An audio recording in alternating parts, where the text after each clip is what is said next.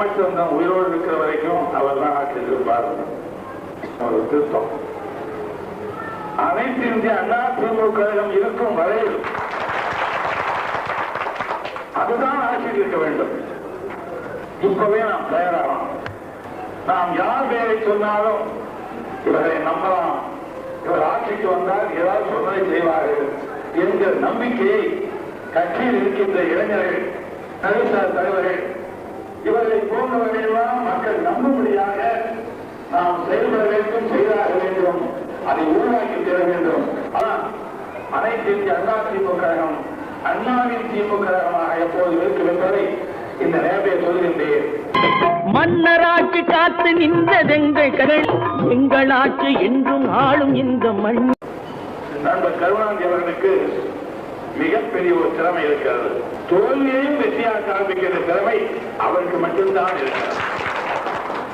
இடையிலே ஒரு எம்எல்ஏ எங்க கட்சியை சேர்ந்தார் மயிலாடுதுறையில. நாங்கள் தோல்வி பெற்று தான் வந்தோம். அவர் இறந்து போயிட்டார். இன்னொருவர் நிற்க வைத்தோம். அந்த நகரத்தை சுற்றியுள்ள பகுதிகளில் எல்லாம் 2000 வாக்கு நாங்கள் அதிகம் பெற்றிருந்தோம். நகரத்தில் ஒரு 7 வார்டுகள் வரைக்கும் நாங்கள் தான் மெஜாரிட்டி. அந்த 7 வார்டுகளில் தான் ஓட்டுகள் மாறியது. இன்னொரு 1000 ஓட்டுகள் கள்ள ஓட்டுகள், பிராமணர்களுடைய ஓட்டுகள் போடப்பட்டன. ஒரு 2000 ஓட்டை ஜெயிச்சுட்டாங்க. சொல்றாங்க மயிலாடுதுறை எங்க இருந்து போயிட்டான். அடுத்த தேர்தலில் இந்த எம்ஜிஆர் தான் இருக்கு.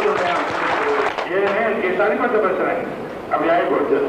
இன்னொரு காரணம், ஊற்றிய பேருக்கு அதுதான் பாடமை. அவன் எவ்வளவு பெரிய தோல்வி அடைஞ்சிருக்காரு தெரியுமா? திமுகவில் இருந்தவர் தான் எங்க சேர்ந்தார் கிட்டப்பா. அவர் காலம் சேர்ந்தா அது தோத்துட்டார். நம்மளும் தோற்றவர். தஞ்சாவூர் 22 வருஷமா திமுக இருக்கிறது கோட்டை. அது போயிடுச்சு. ஒரு வார்த்தை பேசுறா கருணாநிதி. 22 வருஷமா எங்க கையில் இருந்தது, அது போயிடுச்சு. ஜனங்க மாறிட்டாங்க, எங்களுக்கு ஓட்டு போட மாட்டேங்கிறாங்க சொல்றாரா? வெற்றி கண்டு விட்டோம், ஆட்சியை பிடிப்போம் என்கிறார். நான் என்ன சொல்லாட்டினில் நடப்பதை கண் கொண்டு பாருமையா.